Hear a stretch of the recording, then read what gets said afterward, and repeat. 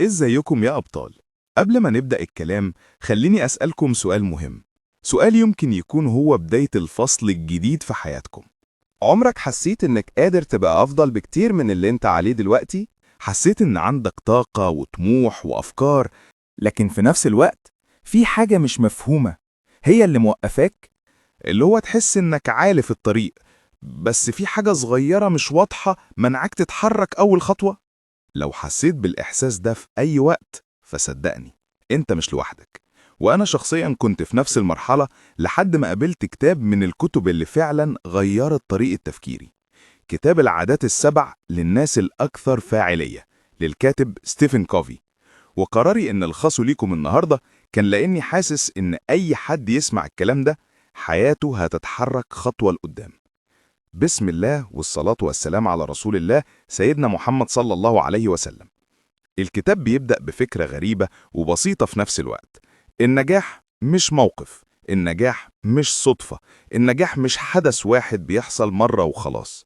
النجاح عبارة عن مجموعة عادات، عادات صغيرة يمكن شكلها بسيط، لكن لما تتكرر كل يوم بتبقى قوية جدا. الكاتب بيقولك لو عايز تنجح لازم تبدأ بنفسك الأول، وبعد كده تنجح بعلاقتك بالناس، وفي الآخر تفضل تطور نفسك عشان تكمل الطريق. وكل ده ماشي في 7 عادات.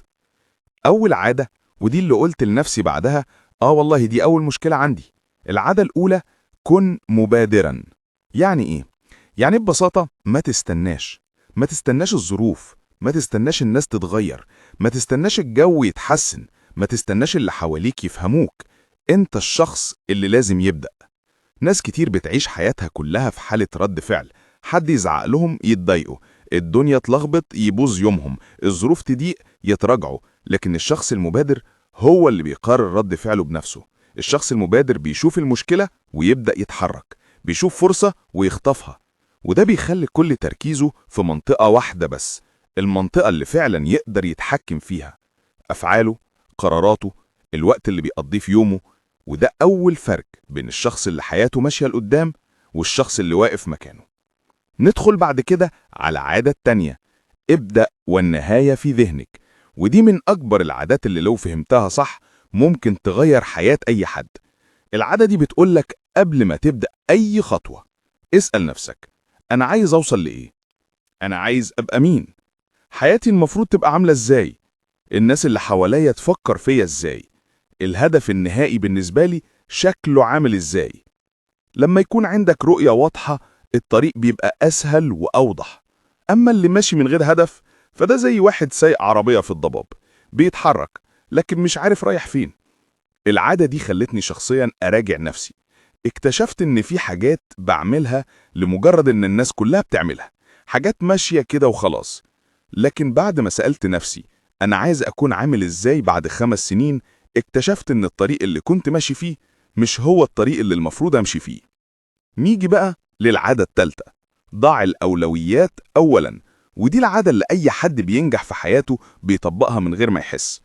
الكاتب بيقول إن وقتك مش معمول للحاجات اللي بتجري وراها طول اليوم، لكن للحاجات اللي فعلاً بتبني مستقبلك.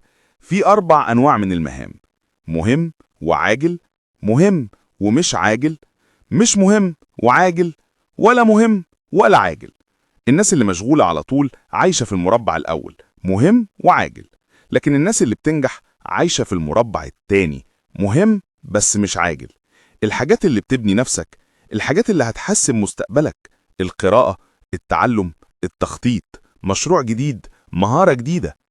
العادة دي بتعلمك تقول لأ، تقول لأ للحاجات اللي بتضيع وقتك علشان تقول أيوة للحاجات اللي هتغير حياتك. لحد هنا انت بدأت تنتصر على نفسك. وهنا نروح للعادات اللي بتخليك تنتصر مع الناس. أولهم العادة الرابعة: فكر بمنطق رابح رابح. يعني بدل ما تفكر إنك لازم تكسب واللي قدامك يخسر، فكر إنكوا الاتنين تكسبوا. النجاح مش محدود، النجاح مش كيكة، النجاح موجود للكل. واللي بيفكر بالطريقة دي بيلاقي علاقاته أفضل، شغله أحسن، وقراراته أسهل. لأنك ما بقتش شايف الدنيا منافسة، بقيت شايفها تعاون، كل واحد يكسب وكل واحد يساعد التاني. وبعدين نيجي للعادة الخامسة، ودي العادة اللي لو كل الناس عملوها 90% من المشاكل هتختفي. العادة دي بتقولك اسعى أولا أن تفهم ثم أن يفهمك الآخرون. غالبا واحنا بنتكلم احنا مش بنسمع، احنا بنجهز الرد. حد يقول كلمة ترد بسرعة، حد يعترض قطعه. لكن الكاتب بيقولك قبل ما تتكلم اسمع. اسمع بتركيز، افهم اللي قدامك، افهم هو زعلان ليه، فرحان ليه، بيفكر في ايه. أول ما هو يحس انك فاهمه هيبقى جاهز يسمعك، وده بيخلي التواصل أسهل والعلاقات أهدى والمشاكل أصغر. وبعدين العادة السادسة التكاتف، ودي اللي بتقولك إن 1+1 ساعات بيساوي 3. لما عقول مختلفة تشتغل مع بعض بيطلع منها أفكار أحسن، حلول أقوى، ونتائج أكبر. وده ما بيحصلش إلا لما تحترم الفرق بينك وبين اللي قدامك. اختلافكم مش مشكلة، ده قوتكم. ونوصل بقى للعادة السابعة، العادة اللي بتجمع كل اللي فات. اشحذ المنشار، بمعنى اهتم بنفسك، جسمك، عقلك، روحك، علاقاتك. لو أهملت نفسك مهما كنت قوي هتنهار في يوم، لكن لو جددت نفسك كل فترة هتفضل واقف وقادر تكمل. وقبل ما أقفل عايز أقولك ما تنساش تشترك في القناة. وحابب أسألك سؤال تاني، لو التغيير الحقيقي بيبدأ من خطوة صغيرة، هتبدأ إمتى؟ كل عادة من دول خطوة، وكل خطوة هتنقلك من نسخة عادية منك لنسخة أقوى بكتير. فلو وصلت لحد هنا يبقى أنت جاهز تبدأ رحلتك.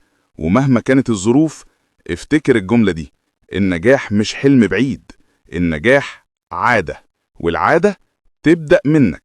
ولو عجبتك الحلقة جهز نفسك، لأن اللي جاي أقوى.